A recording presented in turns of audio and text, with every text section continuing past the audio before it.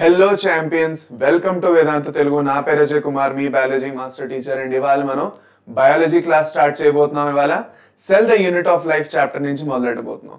So this is a part of our unstoppable 2.0 series ఏదైతే మనం BiPC students special గా start చేసాం, who are aspiring for NEET, EAMCET etcetera. Okay, అది అనమాట. So అయితే ఇవాళ లెక్చర్ లో మనం cell the unit of life the first lecture నుంచి స్టార్ట్ చేస్తున్నాం. ఈ ఫస్ట్ లెక్చర్ లో మనం ఏ టాపిక్స్ నేర్చుకుంటున్నామో తెలుసుకుందాం. ఈ ఫస్ట్ లెక్చర్ లో మనం ఇంట్రొడక్షన్ టు ద సెల్ ఏదైతే స్ట్రక్చర్ ఉందో దాని గురించి పూర్తిగా నేర్చుకుంటాం. సెల్ అంటే ఏమిటి, ఓకే, ఎందుకు మనం దీని గురించి అసలు నేర్చుకోవాలి, ఇది ఎందుకు అసలు మన బేసిక్స్ లోకి వస్తుంది, ఇది మీకు అర్థమవుతుంది. ఓకే, పూర్తిగా టైం లైన్ తెలుసుకుంటాం. సెల్ని ఎలా డిస్కవర్ చేశారు, ఒక స్టోరీ లాగా చాలా ఇంట్రెస్టింగ్ ఉంటుంది. దాని తర్వాత ప్రోకెరియాటిక్ సెల్ ఏదైతే ఉందో దాని స్ట్రక్చర్ గురించి నేర్చుకుంటాం. అది నేను మీకు ఇంకా క్లియర్ గా చెప్తాను. ఓకే, సో ఐ థింక్ ఇక్కడ వరకు మీకు ఒక ఐడియా వచ్చేసి ఉంటుంది మనం ఇవాళ ఏం నేర్చుకోబోతున్నాం అని. సో లేట్ ఎందుకు, ఇంకా మొదలెట్టేద్దాం మరి, రండి. So are you all excited, are you all ready? రండి.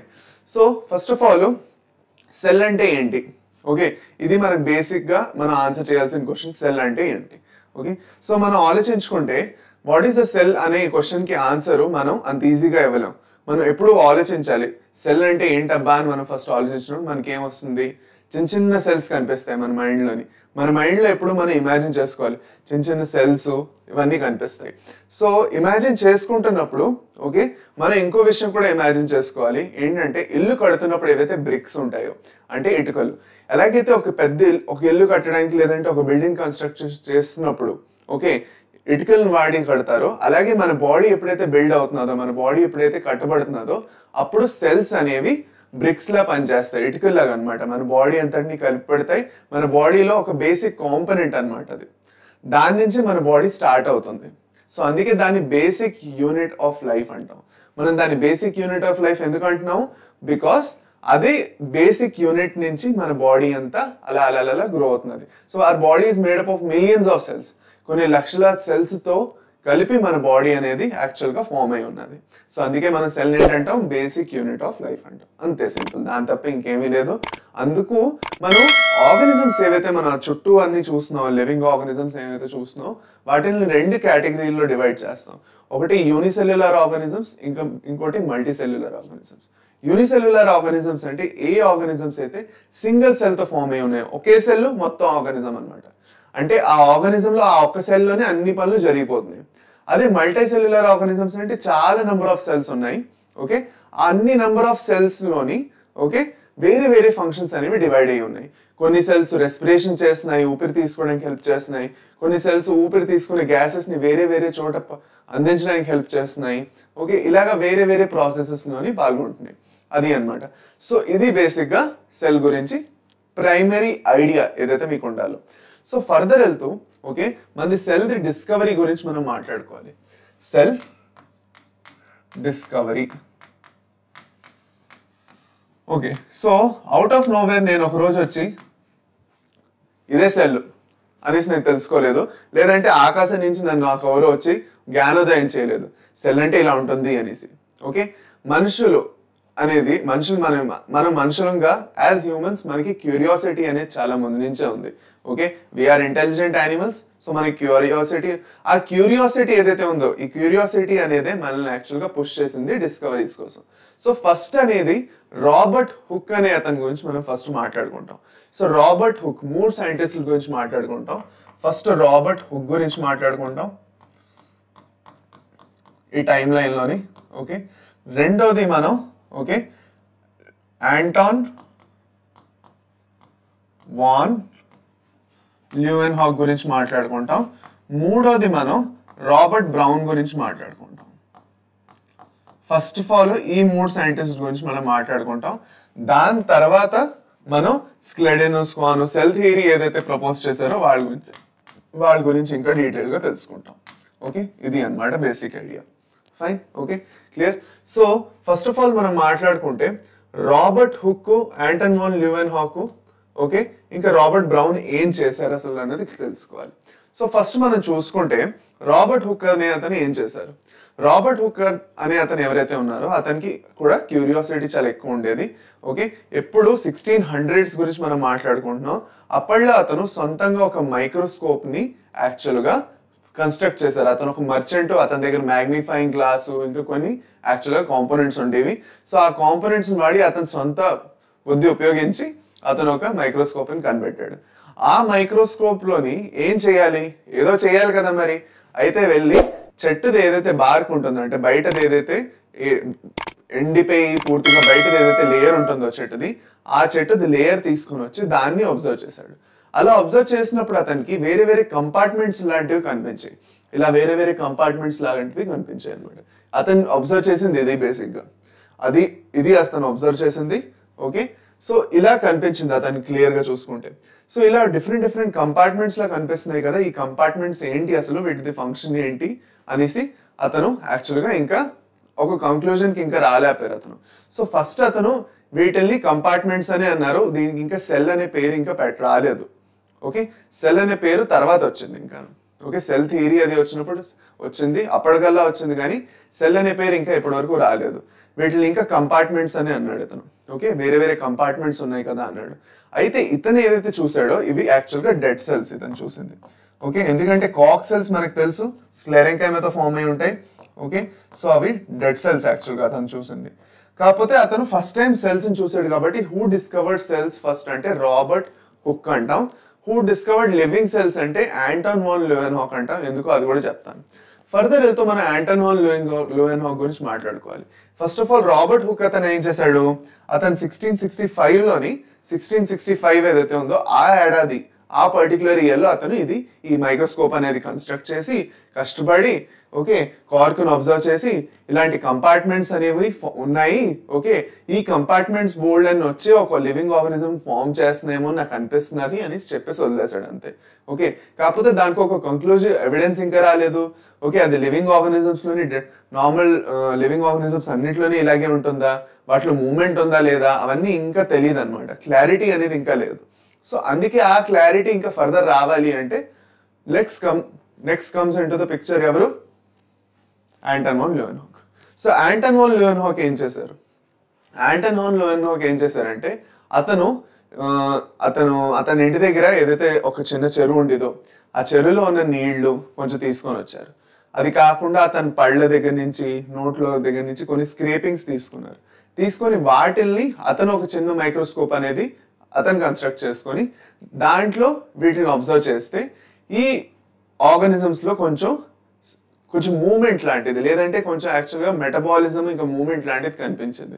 అందుకే వీటిని చిన్న యానిమల్స్, ఇప్పుడు యానిమల్స్ అనేవి ఎలా మూవ్ అవుతున్నాయి, పెద్ద యానిమల్స్ ఒక దగ్గర నుంచి ఇంకో దగ్గర మూవ్ అవుతూ ఉంటాయి.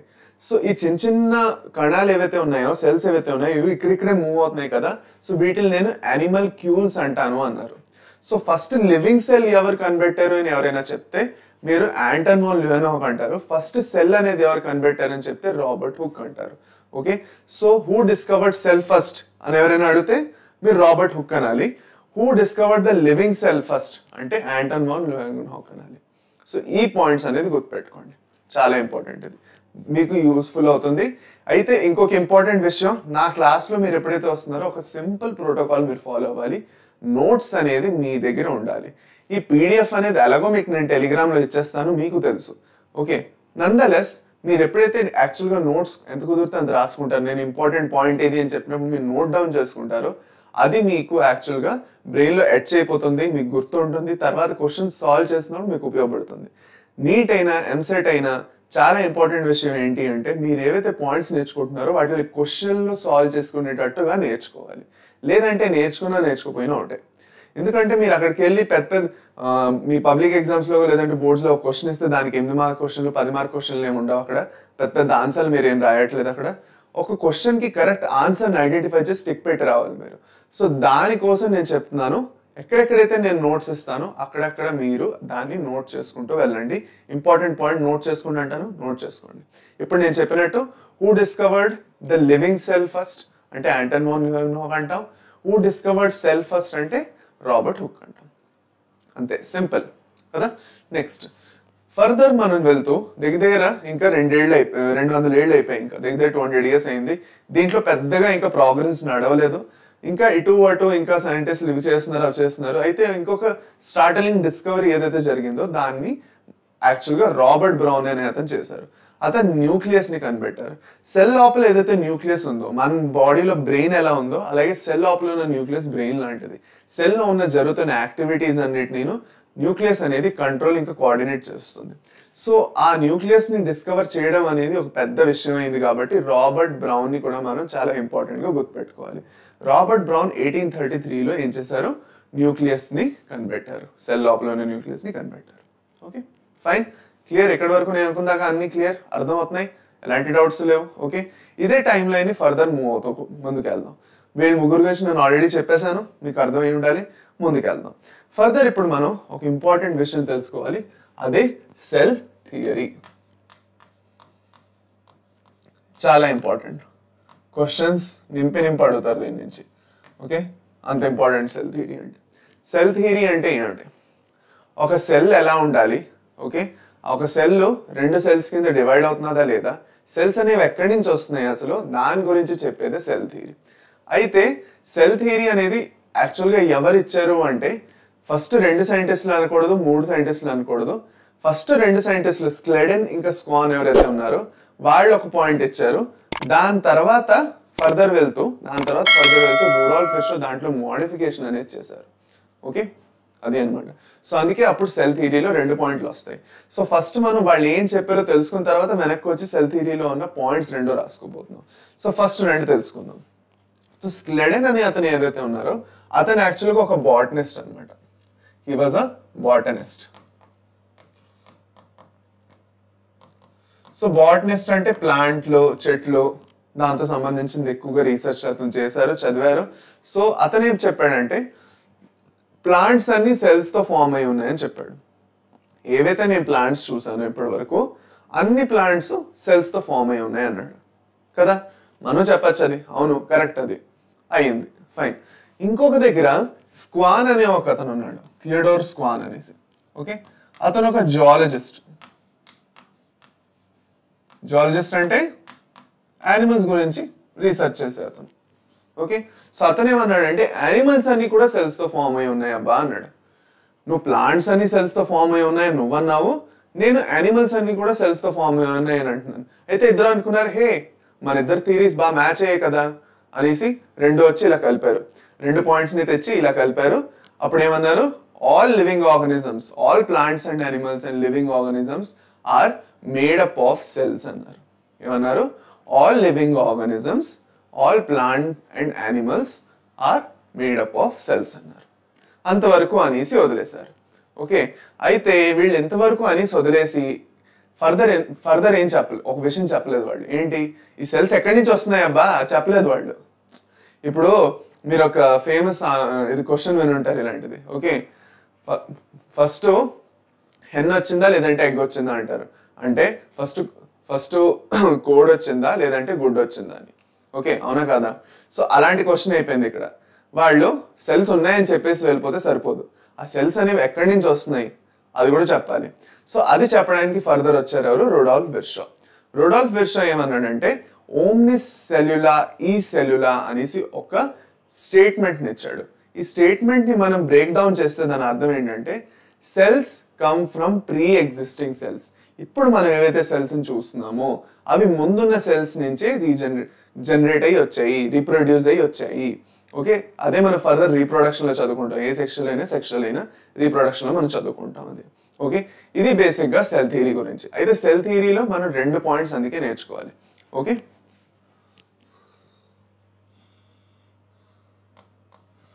number 1, all living organisms, whether plants or animals, all living organisms are made up of cells. First ఈ పాయింట్ రాసుకుంటాం మనం, అన్నిటికన్నా ఇంపార్టెంట్ పాయింట్ ఇది. రెండో ఇంపార్టెంట్ పాయింట్ ఏంటంటే okay cells come from pre-existing cells. So అన్నిటికన్నా కామన్ గా అడిగే క్వశ్చన్ ఏంటంటే సెల్ థియరీలో ఉన్న 2 పాయింట్స్ ఏంటి అడుగుతారు, ఇది ఒక కామన్ క్వశ్చన్. ఇంకోటి ఏంటి అడగచ్చు అంటే ఓకే ఇది ఏదైతే ఈ థియరీ ఉన్నదో ఓకే ఆమ్నెస్ సెల్యులా, ఈ సెల్యులా, ఆమ్నిస్ సెల్యులా, ఈ సెల్యులా ఏదైతే ఉందో, ఆమ్నిస్ సెల్యులా, ఈ సెల్యులా అని ఏదైతే కాన్సెప్ట్ ఉందో అది ఎవరు చెప్పారబ్బా, ఆ స్టేట్మెంట్ ఎవరు ఇచ్చారు అంటే మీరు వెంటనే చెప్పాలి, రుడాల్ఫ్ విర్షా. రుడాల్ఫ్ విర్షా చాలా ఇంపార్టెంట్, చాలా చాలా ఇంపార్టెంట్. ఓకే, అది. సో ఇక్కడ వరకు మన స్టోరీలో ఏం జరిగింది? మన స్టోరీలో ఫస్ట్ ఎవరు వచ్చారు? రాబర్ట్ హుక్ అనే అతను వచ్చాడు. డెడ్ సెల్స్ ని కనిపెట్టాడు, కార్క్ సెల్స్ ని చూసి కనిపెట్టాడు సొంతంగా ఒక బిల్డ్ చేసిన మైక్రోస్కోప్ లో. సో అక్కడతో అతనిది అయిపోగానే ఇంకొక అతను యాంటన్ వాన్ లూయెనాక్ అనే ఇంకొక మర్చెంట్, అతనికి కూడా కౌతూహలం ఎక్కువ అయ్యి అతను కూడా ఒక మైక్రోస్కోప్ ని కనిపెట్టి దాంట్లో లివింగ్ సెల్స్ ని చూశాడు. వాటిని అనిమల్ క్యూల్స్ అని పేరు పెట్టాడు.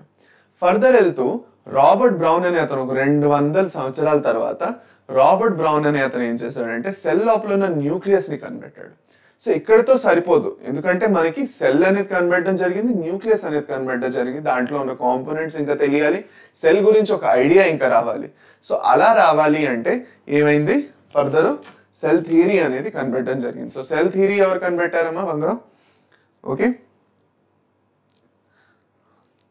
సెల్ థియరీ ఎవరు కనిపెట్టారు చెప్పండి ఛాంపియన్స్. సెల్ థియరీ ఎవరు కనిపెట్టారు? సెల్ థియరీ స్క్లెడెన్, స్క్వాన్ ఇంకా విర్షా అనే 3 సైంటిస్టులు కనిపెట్టారు. సో నా బంగారమైన ఛాంపియన్స్ స్టూడెంట్స్కి చాలా ఇంపార్టెంట్ విషయం నేనేం చెప్దాం అనుకుంటున్నాను అంటే, ఎప్పుడైతే నేను ఇవన్నీ ఇంపార్టెంట్ పాయింట్స్ మీకు చెప్తున్నానో నోట్ డౌన్ చేసుకుంటూ ఉండండి. నోట్ డౌన్ చేసుకోవడం చాలా ఇంపార్టెంట్. నేను క్లాస్ అంతట్లో నేను మీకు ఇది చెప్తూనే ఉంటాను. ఓకే, అది అన్నమాట. సో ఫైన్, ఇక్కడతో అయింది చాలు. ఇప్పుడు మనం ముందుకి స్టోరీ నడపబోతున్నాం. ఇప్పుడు మనం 2 టైప్స్ ఆఫ్ సెల్స్ గురించి నేర్చుకోబోతున్నాం. సెల్స్లో కూడా వెరైటీస్ ఉన్నాయి. ఓకే, 2 టైప్స్ ఆఫ్ సెల్స్ మనం నేర్చుకుంటాం, eukaryotic cell, prokaryotic cell. Okay, అది అన్నమాట. సో యూకెరియాటిక్ సెల్ అంటే ఏంటి, ప్రోకెరియాటిక్ సెల్ అంటే ఏంటి నేర్చుకుందాం రండి. సో సెల్స్లో 2 టైప్స్ వస్తాయి మనకి. ఫస్ట్ ఓకే, సెల్స్లో 2 టైప్స్ వస్తాయి, eukaryotic cell,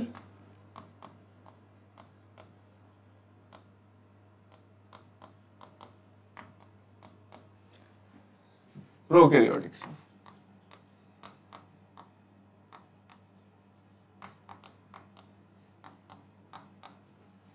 eukaryotic cell, prokaryotic cell. Eukaryotic cell అంటే ఏంటి, ప్రోకెరియాటిక్ సెల్ అంటే ఏంటి తెలుసుకోవాలి. ఫస్ట్ ఆఫ్ ఆల్ మనం మాట్లాడుకుందాం ప్రోకెరియాటిక్ సెల్ గురించి. ప్రోకెరియాటిక్ సెల్లోని ప్రో అంటే ప్రిమిటివ్, క్యారియాటిక్ అంటే న్యూక్లియస్. అంటే ప్రిమిటివ్ న్యూక్లియస్ ఉన్న ఆర్గానిజమ్స్ అని. ఓకే రండి, దాన్ని ఇంకొంచెం డీకోడ్ చేయాలిగా మనం. సో ప్రో అంటే ప్రిమిటివ్, క్యారియాటిక్ అంటే న్యూక్లియస్. అంటే ప్రిమిటివ్ న్యూక్లియస్ ఉన్న ఆర్గానిజమ్స్. ఏదైతే న్యూక్లియస్ ఉందో అది చాలా ప్రిమిటివ్, ఏన్షియంట్ అనమాట. పాతది అని కాదు, చాలా అంటే చాలా ఏన్షియంట్ అనమాట. చాలా ఎప్పుడో అది యాక్చువల్గా ఫామ్ అయిన ఆర్గానిజమ్స్ ఇవి. One of the first organisms to generate on earth. ఇప్పుడు భూమి ఎప్పుడైతే ఇవాల్వ్ అవుతుందో అన్నిటికన్నా ఫస్ట్ కొన్ని లివింగ్ ఆర్గానిజమ్స్ ఏవైతే వచ్చాయో దాంట్లో ప్రోకెరియాట్స్ అనేవి ఫస్ట్ వచ్చాయంటారు. అది అనమాట. సో వీటిలో ప్రిమిటివ్ న్యూక్లియస్ ఎందుకు ఉన్నది అంటే, nucleus is not enveloped by nuclear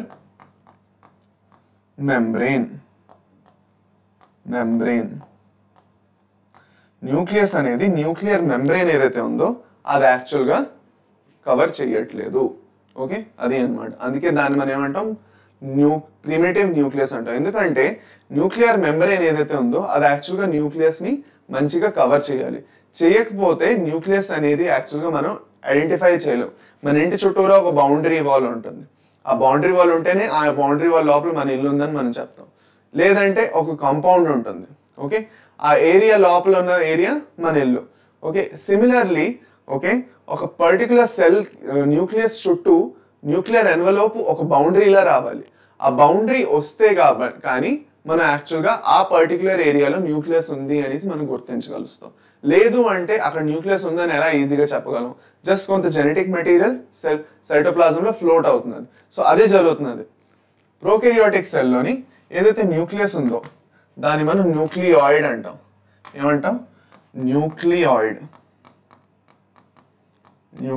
అనేసి అంటాం. అందుకే అర్థమైందా? అదే. సో ఇక్కడ వరకు ప్రోకారియోటిక్ సెల్ గురించి నేర్చుకున్నాం. ఇప్పుడు యూకారియోటిక్ సెల్ గురించి నేర్చుకుందాం. సో యూకారియోటిక్ సెల్ గురించి మనం మాట్లాడుకుంటే ఫస్ట్ మనం మాట్లాడుకునేది దీనిది డీకోడింగ్ టర్మ్. యూ అంటే అడ్వాన్స్డ్, యూకారియోటిక్ అంటే న్యూక్లియస్. సో దాన్ని బట్టి అర్థం advanced nucleus. So advanced nucleus అంటే ఎలా ఉండాలి? న్యూక్లియర్ మెంబ్రెయిన్ అనేది ఉండాలి దాని చుట్టూ. ఇది సెల్ లోపల న్యూక్లియర్ మెంబ్రెయిన్ ఉంది.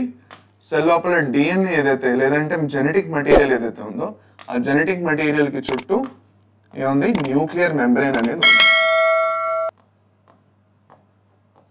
సో న్యూక్లియర్ మెంబ్రెయిన్ అనేది, న్యూక్లియర్ ఎన్వెలోప్ అనేది ఉన్నది ఇందులో. సో అందుకు వీటిని యూకారియోట్స్ అంటాం. సో ఎవరు ఇంకా మోర్ డెవలప్డ్ అంటే యూకారియోట్స్, లెస్ డెవలప్డ్ అంటే ప్రోకారియోట్స్. ఓకే, అది అన్నమాట. ఇది బేసిక్గా సెల్స్ లో డిఫరెన్షియేషన్. సో డయాగ్రామ్ వైజ్ గా చూసుకుంటే ఇలా ఉంటుంది కొంచెం. ఓకే చూడండి. ఓకే ఇలాగా జెనెటిక్ మెటీరియల్ చుట్టూ ఎలాంటి న్యూక్లియర్ ఎన్వెలోప్ లేదంటే బౌండరీ అనేది లేదు, అందుకే వీటిని ప్రోకారియోట్స్ అంటాం. ఇక్కడ న్యూక్లియర్ మెంబ్రెయిన్ అనేది ఉన్నది మీకు చూస్తే. ఓకే సో అందుకే వీటిని యూకారియోట్స్ అంటాం. అది కాకుండా బోల్డ్ అనే డిఫరెన్స్ ఉన్నాయి ప్రోకారియోట్స్ అండ్ యూకారియోట్స్ లో. కాకపోతే కొన్ని బేసిక్ డిఫరెన్సెస్ గురించి మనం రాసుకోవాలి. So that is differences between prokaryotes and eukaryotes. అది మనం రాసుకుందాం అండి.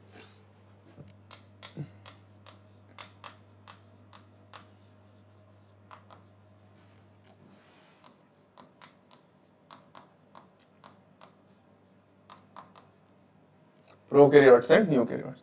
నాతో పాటు మీరు కూడా ఇది రాయండి. It will be really useful champions. అర్థమైందా? Okay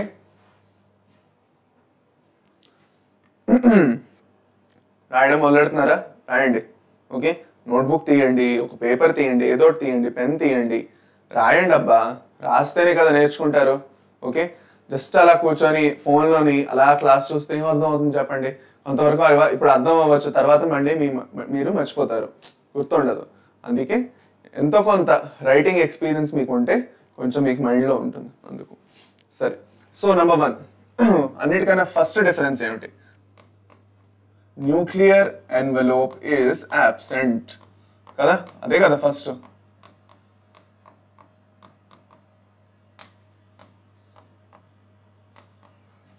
Nuclear envelope is present.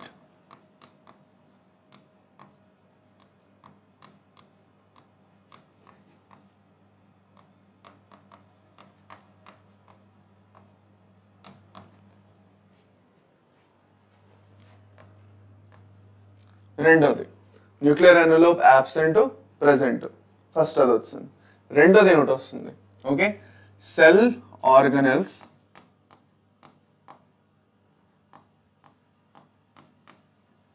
except ribosomes are absent. Cell organelles అంటే మైటోకాండ్రియా, క్లోరోప్లాస్ట్ ఇవన్నీ వస్తాయి. గోల్గి అపారటస్ అవన్నీ మీకు ప్రోకారియోట్స్ లో ఉండవు, ఓన్లీ యూకారియోట్స్ లో ఉంటాయి. Okay so cell organelles are present. ఇంకా క్లియర్ గా తెలుసుకుంటాం, డోంట్ వరీ. కాకపోతే ఇది మీరు నాతో రాస్తూ ఉండాలి. ఓకే రైబోజోమ్స్ ఏవైతే ఉన్నాయో దాంట్లో మేజర్ డిఫరెన్సెస్ ఉన్నాయి కాబట్టి అది రాస్తాం. 70S రైబోజోమ్స్ అనే రైబోజోమ్స్ ఉంటాయి. రైబోజోమ్స్ లో 70S రైబోజోమ్స్ మాత్రం ఉంటాయి, are present. Okay 80S and 70S రెండు ఉన్నాయి. 70S both are present.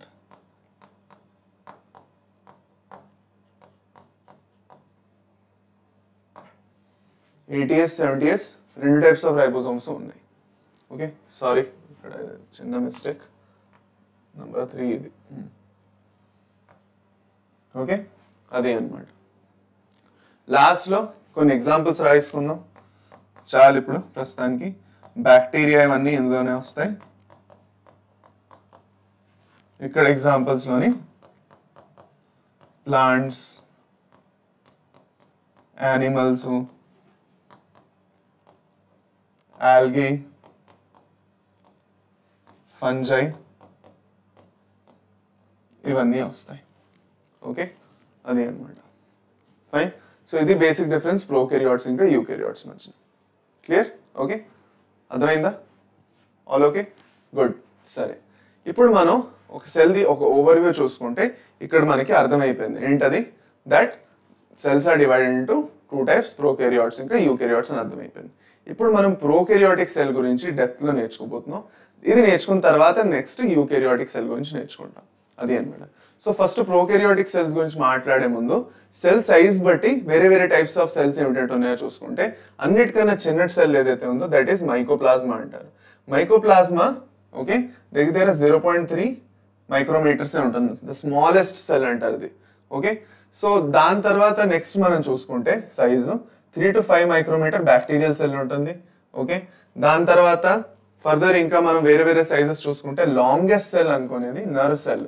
Nerve cell మన బాడీలో ఏదైతే ఉందో దాన్ని లాంగెస్ట్ అంటాం, లెంత్ లో పెద్దది అనమాట. ఓకే, ఇది సైజ్, ఇది మనం మాట్లాడుకుంటుంది ఇది సైజ్. తర్వాత ఆస్ట్రిచ్ ఎగ్ ఏదైతే ఉందో బిగ్గెస్ట్ అనమాట. బిగ్గెస్ట్ సింగిల్ సెల్ అంటే ఆస్ట్రిచ్, చాలా పెద్ద సైజులో ఉంటుంది, ఇంత పెద్ద సైజులో ఉంటుంది. దాని తర్వాత హ్యూమన్ రెడ్ బ్లడ్ సెల్స్ ఏవైతే ఉన్నాయో దగ్గర 7 మైక్రోమీటర్ డయామీటర్ ఉంటుంది. ఓకే, అది ఇది హ్యూమన్ ఎగ్ అనమాట. ఓకే, హ్యూమన్ ఎగ్ ఇది, అది బేసిక్గా ఇది ఐడియా కోసం. ఓకే, సో సెల్ షేప్స్ బట్టి చూసుకుంటే డిఫరెంట్ టైప్స్ ఆఫ్ షేప్స్ ఉంటాయి. డిస్క్ లైక్ ఉన్నది, కొంచెం పాలిగోనల్ టైప్స్ ఆఫ్ షేప్స్ ఉన్నాయి. దాని తర్వాత ఇర్రెగ్యులర్ ఉన్నది, WBCs లాగే ఉంటాయి. ఎపిథీలియల్ సెల్స్ ఏవైతే మనం స్కిన్ మీద ఉన్నాయో అవి ఆ షేప్లో ఉంటాయి. దాని తర్వాత మన ప్లాంట్లోని ట్రెకిడ్స్, జైలం ఎలిమెంట్స్ ఏవైతే ఉన్నాయో అవి ఇలా ఉంటాయి. దాని తర్వాత WBCs కొన్ని ఇలా కూడా ఉంటాయి ఓవల్ షేప్లోని. నర్వ్స్ థ్రెడ్ లైక్ ఉంటాయి.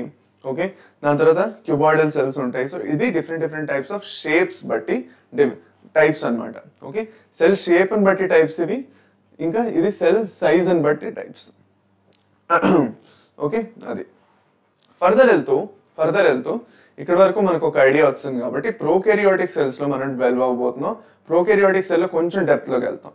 ఓకే, సో ఇంకొంచెం సేపట్లో ప్రోకారియోటిక్ సెల్ లో ఏంటంటే ఉన్నాయి కాంపోనెంట్స్ అన్ని నేర్చేసుకుంటాం త్వరగా.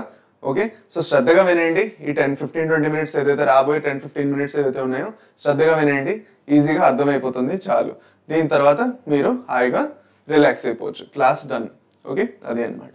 సో ఫస్ట్ మనం చూసుకుంటే ప్రోకారియోటిక్ సెల్స్ లో ఓకే మనం బ్యాక్టీరియల్ సెల్స్ రెఫరెన్స్ తీసుకొని ఎక్కువగా మనం మాట్లాడుకుంటాం. ఎందుకంటే bacterial cells are the best examples for prokaryotic cells.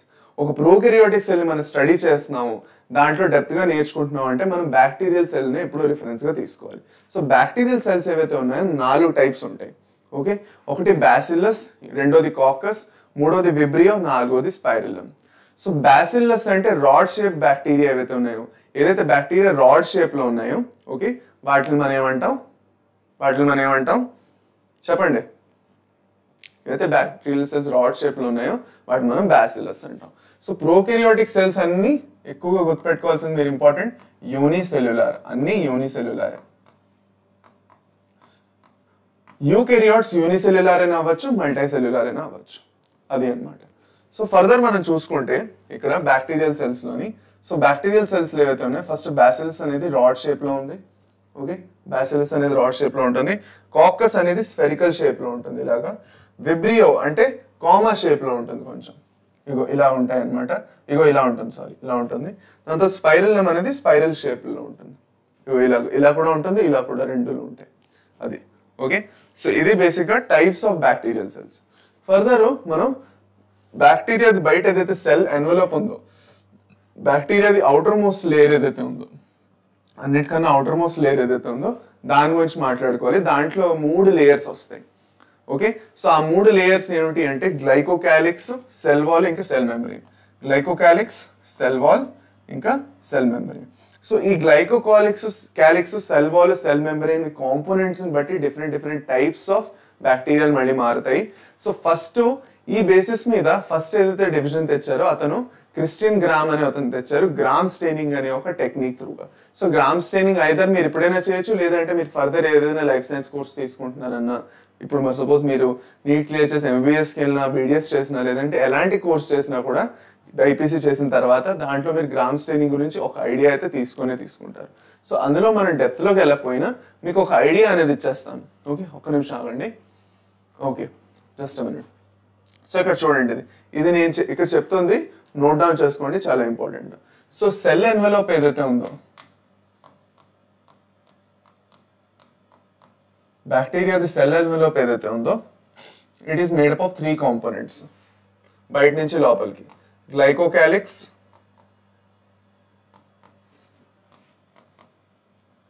దాని తర్వాత మనకి సెల్ మెంబ్రేన్ వస్తుంది, జస్ట్ మినిట్, సెల్ వాల్ వస్తుంది,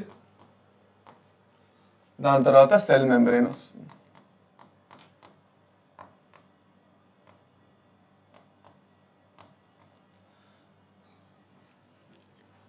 ఈ గ్లైకోకాలిక్స్ లో మళ్ళీ 2 టైప్స్ వస్తాయి. ఒకటి స్లైమ్ లేయరు, ఇంకోటి క్యాప్సూల్. నోట్ డౌన్ చేసుకోండి. ఇది సెల్ వాల్ ని బట్టి 2 టైప్స్ ఆఫ్ బ్యాక్టీరియా చదువుతాం మనం. గ్రామ్ పాజిటివ్ ఒకటి చదువుతాం, గ్రామ్ నెగటివ్ ఒకటి చదువుతాం. సెల్ మెంబ్రేన్ నార్మల్గా సెల్ మెంబ్రేన్ ఏదైతే ఉందో అలా ఉంటుంది. దాన్ని ఫర్దర్ మెల్లగా మనం నేర్చుకుంటాం cell membrane structure. So slime layer ఏదైతే ఉందో, స్లైమ్ లేయర్ యాక్చువల్గా కొంచెం సాఫ్ట్గా ఉంటుంది. ఆ స్లైమ్ లేయర్ యాక్చువల్గా సాఫ్ట్గా ఉంటుంది. క్యాప్సూల్ అనేది కొంచెం హార్డ్గా ఉంటుంది. స్లైమ్ లేయర్ అనేది కొంచెం సాఫ్ట్గా ఉంటుంది. సో స్లైమ్ లేయర్ దేనికి పనికి వస్తుంది అంటే కొంచెం మూమెంట్ అది ఈజీగా చేయనిస్తుంది. క్యాప్సూల్ అనేది అనే కాదు, ఒకే దగ్గర పట్టుకొని కూర్చోవాలి బ్యాక్టీరియా. ఫర్ సపోజ్ ఒక రాయి ఉన్నది, ఆ రాయి మీద పట్టుకొని కూర్చోవాలంటే బ్యాక్టీరియా క్యాప్సూల్ అనేది హెల్ప్ చేస్తుంది. స్లైమ్ లేయర్ అనేది ఈజీగా ఒక సర్ఫేస్ మీద మూమెంట్ అనేది చేయడానికి ఈజీగా హెల్ప్ చేస్తుంది అనమాట. స్లైమీగా ఉంటుంది, మ్యూసిలేషనస్ ఉంటుంది, అది అనమాట. So gram positive, gram negative ఎందుకు అంటున్నానంటే సెల్ వాల్లోని ఏవైతే కాంపోనెంట్స్ ఉన్నాయో ఒక్కొక్క బ్యాక్టీరియాలో డిఫరెంట్ టైప్స్ ఆఫ్ కాంపోనెంట్స్ ఉన్నాయి. సో ఆ బేసిస్ మీద గ్రామ్ పాజిటివ్ ఇంకా గ్రామ్ నెగిటివ్ అంటాం. గ్రామ్ పాజిటివ్ బ్యాక్టీరియాలోని టెకోయిక్ యాసిడ్ ఇంకా పెప్టిడోగ్లైకాన్ ది క్వాంటిటీ ఎక్కువ ఉంటుంది. గ్రామ్ నెగటివ్ లోని లిపోపాలిసాకరైడ్స్ ది క్వాంటిటీ ఎక్కువ ఉంటుంది. ఓకే, సో దాన్ని బట్టి ఒక స్టెయినింగ్ టెక్నిక్ అనేది కనిపెట్టారు. దాన్ని మనం గ్రామ్ పాజిటివ్ ఇంకా గ్రామ్ నెగిటివ్ అంటాం. చెప్తాను నేను మీకు అది. ఫర్దర్ చూసుకుంటే ఇక్కడ నేను మీకు ఏం చూద్దాం అనుకున్నానంటే, ఇది 1884లో క్రిస్టియన్ గ్రామ్ అనే అతను కనిపెట్టారు. సో ఇందులో ఏం జరిగింది అంటే అతను కొన్ని స్టెయిన్స్ అనేవి వాడారు. ఆ స్టెయిన్స్ నే మనం గ్రామ్ స్టెయిన్ అంటాం. ఓకే, సో ఆ స్టెయిన్ ఏం చేస్తుంది అంటే బేసిక్ గా ఏదైతే గ్రామ్ పాజిటివ్ బ్యాక్టీరియాలో టెకోయిక్ యాసిడ్ ఉందో దాన్ని వెళ్ళి పట్టుకుంటుంది. అందుకే గ్రామ్ పాజిటివ్ బ్యాక్టీరియా ఆ స్టెయిన్ ని పట్టుకోవడం వల్ల దాన్ని పాజిటివ్ అంటున్నాం, ఎందుకంటే ఆ స్టెయిన్ ని పట్టుకుంది. గ్రామ్ నెగిటివ్ బ్యాక్టీరియా ఆ స్టెయిన్ ని యాక్చువల్గా క్యాచప్ చేయదు, సో అందుకే దాన్ని గ్రామ్ నెగిటివ్ అంటాం. అయితే గ్రామ్ పాజిటివ్ ఇంకా గ్రామ్ నెగిటివ్ బ్యాక్టీరియా మీద ఇంకొంచెం డీటెయిల్ గా మీకు తెలుసుకోవాలంటే కింద కామెంట్ సెక్షన్ లో డెఫినెట్ గా చెప్పండి. ఇవాళ క్లాస్లో నేను అది కవర్ చేయట్లేదు, ఎందుకంటే అది దాని లోపలే అది ఒక పెద్ద టాపిక్, అది వేరుగా కదా. సో అందుకే దాని ఇప్పుడు నేను డెప్త్ లో కవర్ చెప్పట్లేదు ఇప్పుడు. కాకపోతే దానికోసం ఒక సెపరేట్ సెషన్ మీకు కావాలంటే సెపరేట్ గా ఒక చిన్న వీడియో చేసిస్తాను మీకు. అది అందులో నేను మీకు డెప్త్ గా చేసిస్తాను. గ్రామ్ పాజిటివ్ ఇంకా గ్రామ్ నెగిటివ్ లో డిఫరెన్సెస్ ఏంటి ఉన్నాయి, ఎందుకు వాటిని గ్రామ్ పాజిటివ్ ఇంకా గ్రామ్ నెగిటివ్ అంటాము. సో అది మీకు కావాలి అంటే కింద కమెంట్ సెక్షన్ లో మెన్షన్ చేయడం మాత్రం మర్చిపోకూడదు. ఓకే, ఇదే క్లియర్, అర్థమైందా? అది అనమాట. ఫర్దర్ వెళ్ళిపోదాం. ఇప్పుడు ప్రోకారియోటిక్ సెల్స్ లోని మెంబ్రేన్ బౌండ్ న్యూక్లియస్ అయితే లేదు, దీన్నే మనం న్యూక్లియర్ ఎన్వెలోప్ లేదని అంటున్నాం. ఓకే, ఇంకా ఆర్గానల్స్ కూడా లేవు. సో దాంట్లో bacteria, mycoplasma, PPL, blue green algae ఇవన్నీ వస్తాయి. పీపీఎల్ అంటే ప్లూరో నిమోనియా లైక్ ఆర్గానిజమ్స్ అంటాం. చాలా ఇంపార్టెంట్, మీకు దీని నుంచి క్వశ్చన్స్ కూడా వచ్చాయి. Pleuropneumonia like organisms. Okay, so there are generally smaller and multiply more rapidly than the eukaryotic cells. Eukaryotic cells కన్నా చాలా ఫాస్ట్గా అవి మల్టిప్లై అనేది అవుతాయి. దాని తర్వాత they vary in shape and size. Shape ఇంకా సైజ్లో కూడా వేరీ అవుతాయి, మనం మాట్లాడుకున్నాం ఆల్రెడీ. సెల్ వాల్ ఏదైతే ఉందో, cell wall surrounds the cell membrane. Okay, the fluid matrix filling the cell is the cytoplasm. Cell లోపల ఏదైతే ఫ్లూయిడ్ మ్యాట్రిక్స్ ఉంటుందో, లిక్విడ్ ఏదైతే ఉంటుందో సెల్ లోపల, దాన్ని మనం సైటోప్లాజం అంటున్నాం. Easy, simple. ఓకే, దాని తర్వాత జెనెటిక్ మెటీరియల్ అనేది ఇక్కడ నేకెడ్ అంటున్నారు. నేకెడ్ అంటే ఏంటంటే సెల్ ఎన్వెలోప్ లేకపోవడం వల్ల ఓపెన్ గా ఫ్రీగా సైటోప్లాజంలో ఫ్లోట్ అవుతుంది, ఏదైతే డిఎన్ఏ అయినా ఆర్ఎన్ఏ అయినా. సో అలా ఫ్లోట్ అవ్వడం వల్ల దాన్ని మనం నేకెడ్ డిఎన్ఏ లేదంటే నేకెడ్ జెనెటిక్ మెటీరియల్ అంటాం. ఓకే, తర్వాత మనం ప్లాస్మిడ్ గురించి నేర్చుకుంటాం. ప్లాస్మిడ్ ఏంటంటే, ప్లాస్మిడ్ గురించి నేర్చుకోవడం ఎందుకు ఇంపార్టెంట్ అంటే, ప్లాస్మిడ్ గురించి మీరు బయోటెక్నాలజీలో కూడా చదువుకుంటారు. బయోటెక్నాలజీలో చదువుకుంటాం, ఇంకా మాలిక్యులర్ బేసిస్ ఆఫ్ ఇన్హెరిటెన్స్ లో కూడా చదువుకుంటాం. సో అందుకే ప్లాస్మిడ్ గురించి మాట్లాడడం ఇంపార్టెంట్. ప్లాస్మిడ్ అంటే ఏంటి అంటే, ప్లాస్మిడ్ ని మనం ఎక్స్ట్రా క్రోమోజోమల్ డిఎన్ఏ అంటాం. Extra chromosomal DNA, extra chromosomal DNA. Okay, ఏమంటాం దీన్ని? ఎక్స్ట్రా క్రోమోజోమల్ డిఎన్ఏ అంటాం. సో ఎక్స్ట్రా ఎందుకు అంటున్నాం? అవసరం కన్నా ఎక్కువ ఉంది. మనకి ఏమైనా అవసరం లేకపోతే దాన్ని ఏమంటాం? ఎక్స్ట్రా అని అంటాం కదా. సో అది అన్నమాట. కాకపోతే ఇక్కడ అవసరం లేక ఎక్స్ట్రా అనట్లేదు. క్రోమోజోమ్స్ ఏవైతే ఉన్నాయో ఆ క్రోమోజోమ్స్ కాకుండా ఎక్స్ట్రాగా ఏదైతే డిఎన్ఏ ఉందో, క్రోమోజోమ్స్ అనేవి దేంట్లో పార్టిసిపేట్ చేసినా రీప్రొడక్షన్ లో పార్టిసిపేట్ చేస్తాయి ఎక్కువగా. ఓకే, ఏ సెక్షన్లో అయినా సెక్షన్లో అయినా. కాకపోతే ప్లాస్మిడ్స్ అనేవి ఏవైతే ఉన్నాయో, ప్లాస్మిడ్స్ అనేవి ఎక్కువగా రీప్రొడక్షన్ లో పార్టిసిపేట్ చేయవు. ప్రతి జనరేషన్ లోని అవి మాయమైపోయి కొత్త జనరేషన్ మళ్ళీ రాగానే, కొత్త బ్యాక్టీరియా మళ్ళీ రాగానే దాంట్లో మళ్ళీ ప్రొడ్యూస్ అవుతాయి, మళ్ళీ ఫామ్ చేయబడతాయి. సో అందుకే దీన్ని నాన్ హెరిటబుల్ అని కూడా అంటాం. Okay, so first extra chromosomal అన్నాం. ఓకే, దాని తర్వాత రెండోది ఓకే యాంటీబయాటిక్ రెసిస్టెన్స్ అనేది ప్రొవైడ్ చేస్తుంది. ఇప్పుడు మనం ఏమైనా మనకి హెల్త్ ఇష్యూస్ వచ్చాయి అనుకోండి, దగ్గు జలుబు ఏమైనా వస్తే మనం యాంటీబయాటిక్స్ తీసుకుంటాం. ఓకే, ఆ యాంటీబయాటిక్స్ ఏం చేస్తాయంటే ఈ పర్టికులర్ బ్యాక్టీరియా ఏదైతే మనకు అది చేస్తున్నదో దాన్ని వెళ్ళి అటాక్ చేసి ఆ బ్యాక్టీరియాని చంపడానికి ట్రై చేస్తాయి. అయితే కొన్ని ప్లాస్మిడ్స్ ఏవైతే ఉన్నాయో కొన్ని బ్యాక్టీరియాలోని particular antibiotics, for suppose tetracycline, ఇంకా ఇలాంటి డిఫరెంట్ టైప్స్ ఆఫ్ యాంపిసిలిన్, ఇవన్నీ యాంటీబయాటిక్స్ ఏవైతే ఉన్నాయో ఈ యాంటీబయాటిక్స్ నుంచి ప్రొటెక్షన్ అనేది ఇస్తాయి. సో యాంటీబయాటిక్ రెసిస్టెన్స్ అంటాం దాన్ని. దానివల్ల ఆ బ్యాక్టీరియా ఈజీగా చనిపోదు. ఓకే, అది అన్నమాట. సో యాంటీబయాటిక్ రెసిస్టెన్స్ దాంట్లోనే ఒక డిఫరెంట్ టాపిక్, చాలా ఇంట్రెస్టింగ్ టాపిక్ అది. ఓకే, సో తర్వాత మాట్లాడుకుందాం దాని గురించి. యాంటీబయాటిక్ రెసిస్టెన్స్ అనేది ప్రొవైడ్ చేస్తున్నది అనేది మనకి ఇంపార్టెంట్, ఇక్కడ గుర్తుపెట్టుకోవాలి. ఓకే, ఫర్దర్ చూసుకుంటే మనం మీసోజోమ్ గురించి మాట్లాడాలి. దీని నుంచి మీకు number of questions prokaryotic cell నుంచి వస్తాయి. సో మీసోజోమ్స్ అంటే ఏంటంటే ఏదైతే సెల్ మెంబ్రేన్ ఉన్నదో, బ్యాక్టీరియాలో ఏదైతే సెల్ మెంబ్రేన్ ఉందో ఆ సెల్ మెంబ్రేన్ లోపల కొంచెం ముడుచుకో ఇలా ఫోల్డ్స్ కొన్ని ఫామ్ చేస్తుంది. సెల్ మెంబ్రేన్ ఏదైతే ఉందో బ్యాక్టీరియాలో it will form some folds towards inside of the cell. ఆ ఫోల్డ్స్ ఏవైతే ఉన్నాయో ఎలాంటి ఫామ్ లో ఉండొచ్చు అంటే వెజికల్ ఫామ్ లోని, ట్యూబ్యూల్ ఫామ్ లోని, లామెల్లే ఫామ్ లోని, ఇలాంటి వేరే టైప్స్ ఫార్మ్స్ లో ఉండొచ్చు. చూస్తే మీరు ఇక్కడ సెల్ మెంబ్రేన్ ఏదైతే ఉందో ఇగో ఇలా ఫోల్డ్ అయింది లోపలికి. ఇలా ఫోల్డ్ అవడాన్ని మనం ఏమంటాం? ఇలా ఫోల్డ్ అవడాన్ని మనం ఏమంటాం? మీసోజోమ్ అంటాం. ఆ స్ట్రక్చర్ ఏదైతే ఫోల్డ్ అయిందో ఆ ఫోల్డ్ అయిన స్ట్రక్చర్ నే మనం మీసోజోమ్ అంటాం. అది సెల్ మెంబ్రేన్ ఒక ఫోల్డ్ అయింది లోపల పక్క, అంతే, ఇంకేం లేదు. సో ఎలాంటి ఫార్మ్స్ లో ఫోల్డ్ అవుతున్నది అంటే వెజికల్ ఫామ్ లో, ట్యూబ్యూల్ ఫామ్ లో, లామెల్లే ఫామ్ లో, ఈ 3 ఫార్మ్స్ లోని ఫోల్డ్ అవుతున్నది. Okay, fine, clear. ఓకే, అయింది. నెక్స్ట్ మనం చూసుకుంటే మీసోజోమ్ గురించి చూసుకుంటే దేనికి ఇంపార్టెంట్ అంటే సెల్ వాల్ ఫామ్ చేయడానికి చాలా హెల్ప్ఫుల్ మీసోజోమ్. ఓకే, దాని తర్వాత డిఎన్ఏ రెప్లికేషన్ ఏదైతే జరుగుతున్నదో, డిఎన్ఏ కాపీ అవుతున్నది. ప్రతిసారి సెల్ డివైడ్ అవుతున్నప్పుడు, ఒక సెల్ 2 సెల్గా డివైడ్ అవుతున్నప్పుడు బ్యాక్టీరియాలోని డిఎన్ఏ అనేది కావాలి. కొత్త సెల్స్ కి ఒక్కొక్క కాపీ ఆఫ్ డిఎన్ఏ ఇవ్వాలి కదా. సో అలా ఇవ్వడానికి ఇది మీసోజోమ్ అనేది హెల్ప్ చేస్తున్నది.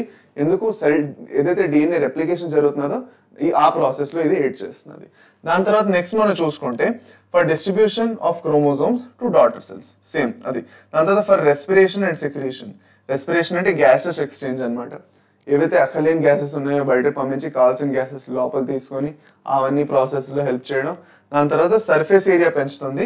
ఓకే, సర్ఫేస్ ఏరియా అనేది పెంచుతుంది ప్లాస్మా మెంబ్రేన్. సర్ఫేస్ ఏరియా ఎక్కువ పెరిగితే ఏం జరుగుతుంది? ఏవైతే మెటబాలిక్ ప్రాసెసెస్ ఉన్నాయో, లివింగ్ ఆర్గనిజమ్స్ లో ఏవైతే ప్రాసెసెస్ జరుగుతున్నాయో ఆ మెటబాలిక్ ప్రాసెసెస్ అనేవి ఇంకా ఈజీగా మంచిగా జరుగుతాయి. అదే అనమాట. నెక్స్ట్ క్రోమాటోఫోర్స్ అని కొన్ని స్ట్రక్చర్స్ ఉన్నాయి బ్యాక్టీరియాలో. ఏంటి స్ట్రక్చర్స్? సో క్రోమాటోఫోర్స్ ఎక్కువగా సైనోబాక్టీరియాలో చూస్తాం మనం. సైనోబాక్టీరియా అంటే బ్లూ గ్రీన్ ఆల్గే అంటాం వీటిల్ని మనం. ఇది యాక్చువల్గా ఫోటోసింథెటిక్ అనమాట. బ్లూ గ్రీన్ ఆల్గేనే మనం సైనోబాక్టీరియా అంటాం. సో బ్లూ గ్రీన్ ఆల్గే ఏవైతే ఉన్నాయో they are photosynthetic, they can perform photosynthesis, చాలా ఇంపార్టెంట్ అది. ఓకే, అయితే ఫర్దర్ వాటిలోని మెంబ్రేనస్ ఎక్స్టెన్షన్స్ ఏవైతే ఉంటాయో సైటోప్లాజంలోకి వాటిని క్రోమాటోఫోర్స్ అంటాం. వీటిలోని పిగ్మెంట్ ఉంటుంది, ఫోటోసింథెటిక్ పిగ్మెంట్స్ అనేవి ఉంటాయి. ఈ క్రోమాటోఫోర్స్ లోని పిగ్మెంట్స్ చూడండి ఇలా ఉంటాయి. వాటి లోపల పిగ్మెంట్స్ అనేవి ఉంటాయి. ఆ పిగ్మెంట్స్ వల్లే యాక్చువల్గా ఏం జరుగుతున్నది? ఆ పిగ్మెంట్స్ వల్ల ఏం జరుగుతున్నది? బేసిక్గా చెప్పండి, ఏం జరుగుతున్నది? ఫోటోసింథసిస్ అనేది జరుగుతున్నది, అది అనమాట. సో ఈ క్రోమాటోఫోర్స్ వల్లే ఫోటోసిన్సిస్ అనేది జరుగుతుంది. వాటిలో పిగ్మెంట్ ఉంటుంది, ఆ పిగ్మెంట్ వల్ల యాక్చువల్గా ఫోటోసిన్సిస్ అనేది జరుగుతుంది. అది వాటిది యాక్చువల్గా బేసిక్ యూటిలిటీ. ఓకే, ఫర్దర్ వెళ్తూ మనం ఫ్లాజెల్లా గురించి మాట్లాడుకోవాలి. ఫ్లాజెల్లా ఏదైతే ఉందో స్ట్రక్చర్స్ అయితే బ్యాక్టీరియాలో 3 స్ట్రక్చర్స్ ఉన్నాయి. కొన్ని స్ట్రక్చర్స్ మాట్లాడుకుంటే 3 స్ట్రక్చర్స్ వస్తాయి మనకి. ఒకటి ఫ్లాజెల్లా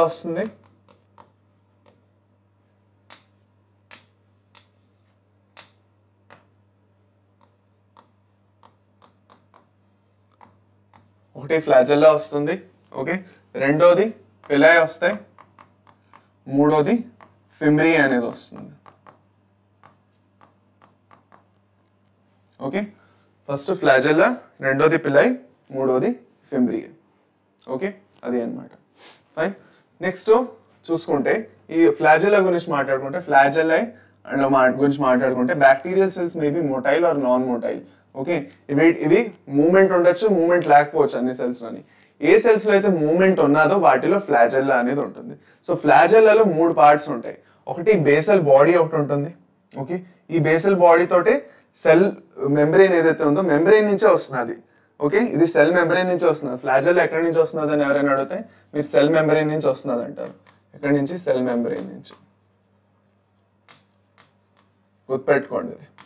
ఓకేనా, సెల్ మెంబ్రెయిన్ నుంచి వస్తున్నది. సో సెల్ మెంబ్రెయిన్కి అటాచ్ అయ్యి ఉంటుంది బేసల్ బాడీ. దాని నుంచి ఒక హుక్ వస్తుంది. ఈ హుక్ ఏదైతే ఉందో హుక్కి ఫిలమెంట్ అనేది అటాచ్ అయ్యి ఉంటుంది. ఇది ఏదైతే ఉందో ఇది ఫిలమెంట్, ఇది హుక్, ఇది బేసల్ బాడీ. అది అన్నమాట. సో 3 వస్తాయి, ఫిలమెంట్, హుక్, ఇంకా basal body. So longest portion అనేది ఫిలమెంట్ అన్నమాట. అది. నెక్స్ట్ పిలాయ్ ఇంకా ఫిమ్బ్రియే గురించి మాట్లాడుకుంటే పిలాయ్ ఇంకా ఫిమ్బ్రియే ఏంటి అంటే పిలాయ్ అనేది ఎక్కువగా గ్రామ్ నెగిటివ్ బ్యాక్టీరియాలోనే ఎక్కువ చూస్తాం. ఓకే, అందులోని మెయిన్గా అవి కాంజుగేషన్ హెల్ప్ చేస్తున్నాయి. కాంజుగేషన్ అంటే it's type of sexual reproduction in bacteria. బ్యాక్టీరియాలోని జెనెటిక్ మెటీరియల్ పిలాయ్ త్రూగా ఒక ఏదైతే ఆర్గానిజం దగ్గర ఉన్నదో F plus particle, F minus particle అంటాం. Okay, F minus bacteria, F plus bacteria అంటాం. ఎవరి దగ్గర అయితే ఎఫ్ ప్లస్ ఉన్నదో వాటి దగ్గర జెనెటిక్ మెటీరియల్ అనేది ఒక కాపీ ఉంది, దాంతో కాపీ ఫామ్ చేస్తారు. సో కాంజుగేషన్ సెపరేట్గా ఎక్స్ప్లెయిన్ చేస్తాను వేరుగాను. ఇవాళ క్లాస్లో నేను అది ఇంక్లూడ్ చేయట్లేదు, ఎందుకంటే మీకు అంత డెప్త్లో అది లేదు. సో ఫర్ సపోజ్ మీకు కావాలంటే మెన్షన్ చేయండి, మీరు మెన్షన్ చేయకపోతే నేను సెపరేట్గా దాన్ని ఎక్స్ప్లెయిన్ చేస్తాను కాంజుగేషన్ అండ్ బ్యాక్టీరియా అని. So don't worry. ఓకే, అది. ఫర్దర్ చూస్తే పిలాయ్ అనేవి యాక్చువల్గా ట్యూబులార్ స్ట్రక్చర్స్. అదే ఫిమ్బ్రియే బోత్ పాజిటివ్ ఇంకా negative, gram negative, gram positive బ్యాక్టీరియాలో ఉంటాయి. They are shorter and narrower, specialized for attachment of bacteria to its host. Okay, ఇవి యాక్చువల్గా దేనికి హెల్ప్ చేస్తున్నాయంటే బ్యాక్టీరియా ఎప్పుడైనా ఒక పర్టికులర్ ఆర్గానిజంని అటాక్ చేస్తున్నాయన్నా, దాని మీద పారాసైటిజం చేస్తున్నాయన్నా, ఓకే, ఫర్ సపోజ్ మనల్ని అటాక్ చేస్తున్నాయంటే మనల్ని ఇలా పట్టుకొని ఉంచడానికి ఈ ఫిమ్బ్రియే అనేవి హెల్ప్ చేస్తాయి అన్నమాట. అది. That's it. ఫర్దర్ రైబోజోమ్స్ గురించి మాట్లాడుకుంటే రైబోజోమ్స్ అనేవి 70S రైబోజోమ్స్ ఉంటాయి బ్యాక్టీరియాలో. ఈ 70S రైబోజోమ్స్ ఏవైతే ఉన్నాయో దీంట్లో 2 కాంపోనెంట్స్ ఉంటాయి. ఒకటి 30S, ఇంకోటి 50S. సో 30 + 50 80 అవుతుంది కదా సార్, 70 ఎలాగైంది అంటే సింపుల్ కాన్సెప్ట్ ఉంది. స్వెడ్బర్గ్ యూనిట్ అది, ఇంకా సెడిమెంటేషన్ కోఎఫిషియంట్ అది వస్తుంది. యూకెరియోటిక్ సెల్స్ చెప్తున్నప్పుడు ఇంకా క్లియర్గా చెప్తాను. సో అప్పటి వరకు వెయిట్ చేయండి. ఇప్పుడు మీరు గుర్తుపెట్టుకోవాల్సింది ఒకటే, ప్రోకారియోట్స్లో ఉంటుంది ఏంది 70S రైబోజోమ్స్. ఏముంటుంది? 70S ribosomes. సో అక్కడ ఏం జరుగుతుంది అంటే ప్రోటీన్ సింథసిస్ అనేది జరుగుతున్నది. ఇక్కడ బోల్డ్ అని రైబోజోమ్స్ కలిసి వచ్చి ఓకే ఒక mRNA చైన్కి కనెక్ట్ అవుతాయి. వాటిని మనం పాలీరైబోజోమ్స్ లేదంటే పాలిజోమ్స్ అని కూడా అంటాం. ఇది ఎక్కువగా ప్రోకారియోట్స్లోనే జరుగుతుంది. ఇది మనం molecular basis of inheritance chapter ఏదైతే ఉందో, మాలిక్యులర్ బయాలజీ, జెనెటిక్స్ ఏదైతే ఉందో అక్కడ కూడా మనం చదువుకుంటాం మళ్ళీ. So don't worry. Okay, so polysomes వేటిని అంటాం? బోల్డ్ అని రైబోజోమ్స్, 70S రైబోజోమ్స్, బోల్డ్ అని రైబోజోమ్స్ mRNAకి కనెక్ట్ అవుతాయి. వాటిని మనం పాలీరైబోజోమ్స్ లేదంటే పాలిజోమ్స్ అంటాం.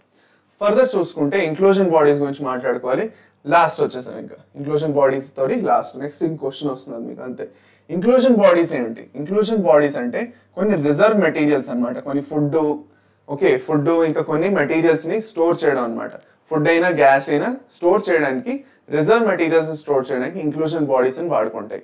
సో ప్రోకారియోటిక్స్ కూడా కొంత వాడుకొని కొంచెం పక్కన పెట్టాలి కదా. ఎప్పుడు అన్ని వాడేసుకుంటూ ఉంటే కొంచెం సడన్ గా ఇప్పుడు ఏం దొరకట్లేదు ఫుడ్. సో మన దగ్గర కొంత మనం వెనక్కి పెట్టుకుంటేనే కదా సేవింగ్స్ లాగా. డబ్బులు కూడా అంతే కదా, మనం కొంచెం సేవింగ్స్ పెట్టుకుంటే మనం యూజ్ చేసుకోగలం అవసరం వచ్చినప్పుడు. సేమ్ ఇలాగే వీటికి కూడా. సో ఇవేం చేస్తాయి అంటే ఇంట్లో in prokaryotic cells are stored in cytoplasm in the form of inclusion bodies. ఈ ఇంక్లూజన్ బాడీస్ ఎలాంటివి అంటే ఫాస్ఫేట్ గ్రాన్యూల్స్, సైకోఫైషియన్ గ్రాన్యూల్స్, ఇంకా గ్లైకోజన్ గ్రాన్యూల్స్. అది ఏంటి 3 టైప్స్ ఉన్నాయి, phosphate granules, cyanophycean granules, glycogen granules, ఇవి 3 ఉంటాయి. అయితే గ్యాస్ వాక్యూల్స్ అని కూడా ఉంటాయి. బ్లూ గ్రీన్ ఇంకా పర్పుల్ గ్రీన్ ఫోటోసింథటిక్ బ్యాక్టీరియాలో గ్యాస్ వాక్యూల్స్ కూడా ఉంటాయి. అందులో గ్యాస్ అనేది కూడా స్టోర్ అవుతుంది. సో గ్యాస్ వాక్యూల్స్ దేంట్లో ఉన్నాయి అంటే blue green purple and green photosynthetic bacteria ఏవైతే ఉన్నాయో, కొన్ని బ్యాక్టీరియాలో ఫోటోసింథసిస్ జరుగుతుందని మాట్లాడుకుంటున్నాం కాబట్టి ఆ బ్యాక్టీరియాలోని ఆ గ్యాస్ వాక్యూల్స్ అనేవి ఉంటాయి. దట్స్ ఇట్, అయిపోయింది, దీనికన్నా ఇంకెక్కువ లేదు. Done, that's all for today's class. అయితే వెళ్ళిపోకండి, నేను మీకు 2 క్వశ్చన్స్ హోంవర్క్గా ఇస్తున్నాను. So homework question number 1, okay చూసుకోండి. ఇక్కడ మీరు కావాలంటే పాజ్ చేసుకుని స్క్రీన్ షాట్ అయినా తీసుకోవచ్చు, లేదంటే పాజ్ చేసుకుని ఆన్సర్ చేయొచ్చు కమెంట్ సెక్షన్లో. కాకపోతే మీరు కమెంట్ సెక్షన్లో ఆన్సర్ చేసి వెళ్ళాలి ఇవాళ. ఇది okay. Who proposed modification in the cell theory? Okay, cell theory ఎవరిచ్చారు, ఓకే, దాంట్లో మోడిఫికేషన్ ఎవరిచ్చారు, ఇంకా దీనిది ఆన్సర్ ఏమిటి, ఓకే, ఇది మీరు చెప్పాలి. సో ఫస్ట్ సెల్ థియరీ ఎవరిచ్చారు అంటే స్క్లెడెన్ ఇంకా స్క్వాన్ ఇచ్చారు. ఓకే, ఆ స్క్లెడెన్ ఇంకా స్క్వాన్ ఇచ్చిన సెల్ థియరీలోని మోడిఫికేషన్ అనేది చేయడం జరిగింది. అదొక అతను చేశారు. అతను ఇంకొక టర్మ్ కూడా ఇచ్చారు, దానికి ఒక ఫ్రేజ్ కూడా ఇచ్చారు అలా యాడ్ చేసి. అది మీరు కింద కామెంట్ సెక్షన్లో నాకు చెప్పాలి. సో ఇది ఫస్ట్ క్వశ్చన్కి ఆన్సర్ మీరు చెప్పాలి, ఏ ఆప్షనో. ఇతను ఆ ఆన్సర్ చెప్పిన తర్వాత ఆ పర్టికులర్ పర్సన్ ఒక స్టేట్మెంట్ అనేది ఇచ్చారు, చాలా స్పెషల్ స్టేట్మెంట్, ఇంపార్టెంట్ స్టేట్మెంట్ మీకు. అదేమిటో కూడా మీరు రాసి చెప్పాలి ఫస్ట్ క్వశ్చన్కి. సెకండ్ క్వశ్చన్ ఏదైతే ఉన్నదో, okay, a complex of ribosomes attached to a single strand of mRNA is known as. ఇప్పుడే జస్ట్ చెప్పుకున్నాము, ఓకే, ఇప్పుడే జస్ట్ చెప్పాను నేను మీకు అది. సో ఇది కూడా మీరు ఆన్సర్ చేస్తారు. సో క్వశ్చన్ నెంబర్ 1 ఇంకా క్వశ్చన్ నెంబర్ 2 హోంవర్క్ ఆన్సర్ చేయండి. చాలు, ఇంతే, 2 క్వశ్చన్లు ఇస్తున్నాను, దీనికన్నా ఎక్కువ ఇవ్వట్లేదు. So that's all for today's class. So ఇవాళ క్లాస్లో ఏం నేర్చుకున్నావు ఛాంపియన్స్?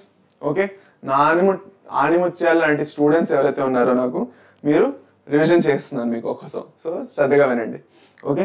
సో ఇవాళ మనం ఏం నేర్చుకున్నాము అంటే number 1, one of the first important thing మనం ఏం నేర్చుకున్నాం ఇవాళ చెప్పండి. ఎవరెవరు డిస్కవర్ చేసే సెల్స్ని అవన్నీ నేర్చుకున్నాము, ఓకే. దాని తర్వాత సెల్ థియరీ గురించి నేర్చుకున్నాం. దాని తర్వాత ప్రోకెరియోటిక్ సెల్ అంటే ఏంటి, యూకెరియోటిక్ సెల్ అంటే ఏంటి నేర్చుకున్నాం. దాని తర్వాత ప్రోకెరియోటిక్ సెల్స్లోని బ్యాక్టీరియల్ సెల్ గురించి డెప్త్లో నేర్చుకున్నాం ఇవాళ. ఓకే, వేరే వేరే టైప్స్ ఆఫ్ కాంపోనెంట్స్ ఏంటంటే ఉంటాయి అందులో, అవన్నీ కూడా నేర్చుకున్నాం మనం. సో ఇది మనం ఇవాళ కవర్ చేసిన టాపిక్స్. క్లాస్ ఎలా అనిపించింది, నచ్చిందా? దీంట్లో స్పీడ్ ఇంకా పెంచాలా, స్పీడ్ తగ్గించాలా, ఇంకా ఎక్కువ డెప్త్లో వెళ్ళాలా, కొంచెం ఈ డెప్త్ బాగుందా, ఇంకా ఎలాంటి చేంజెస్ మీకు కావాలి? ఇది ఫస్ట్ క్లాస్ కాబట్టి, ఓకే, నేను మీది ఆనెస్ట్ ఒపీనియన్ అనేది అడుగుతున్నాను. ఓకే, సో మీ ఆనెస్ట్ ఒపీనియన్ అనేది చెప్పండి, ఓకే, క్లియర్గా కింద కమెంట్ సెక్షన్లో. మీకు నచ్చిందంటే సెషన్ని లైక్ చేయండి, ఇంకా కుదిరినంత మీ ఫ్రెండ్స్ అందరితోటి, మీ క్లాస్మేట్స్ తోటి షేర్ చేయండి. That's all from my side champions. Thank you. This is Ajay Kumar signing off.